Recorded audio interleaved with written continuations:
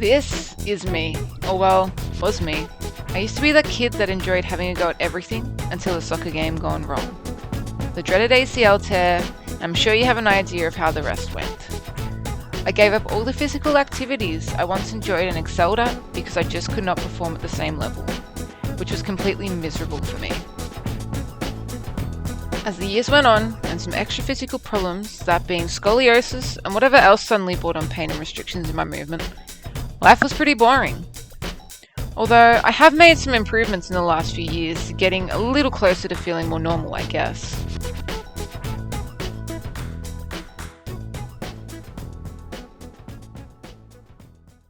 Last year in September, as being an Aussie in my neck of the woods, came footy finals, and being the fair weather fan I am, our home team was in it. And watching it made me realise how I miss sport, or watching sport. I don't keep up with footy much nowadays for personal reasons. But yes, I miss sports and thought I'd start watching specifically sports from overseas I'd always wanted to follow. Come October, new seasons for some were on their way to starting or were fresh weeks in and some at their ends. I was getting excited for the NHL season to start and I found myself thinking more and more about playing something again. But suddenly, I fell ill with COVID.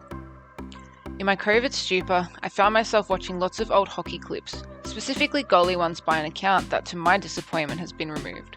But they posted edits using 80s music, which was great, as I really enjoy music of that era. For me, it's always been about the masks. I was a goofy kid, a big tomboy. I loved things like wrestling, heroes and cartoons, and animes and video games. I was always chucking random things on too, just because I like to. The likes of personas and characters like Kane and Mankind, Rey Mysterio, Power Rangers, Marvel and DC heroes. Animes with mecha and cyberpunk origins like Gundam, Neon Genesis Evangelion, and Bubblegum Crisis to name a few. The idea of being someone else for a little while, something greater because of the mask and the gear, was always something to me. I'd always wanted to play hockey since I was a kid. Being born smack bang in the middle of the 90s, you just about grew up with rollerblades on your feet. As well as most kids like me, probably watched the Mighty Ducks movies as a kid too.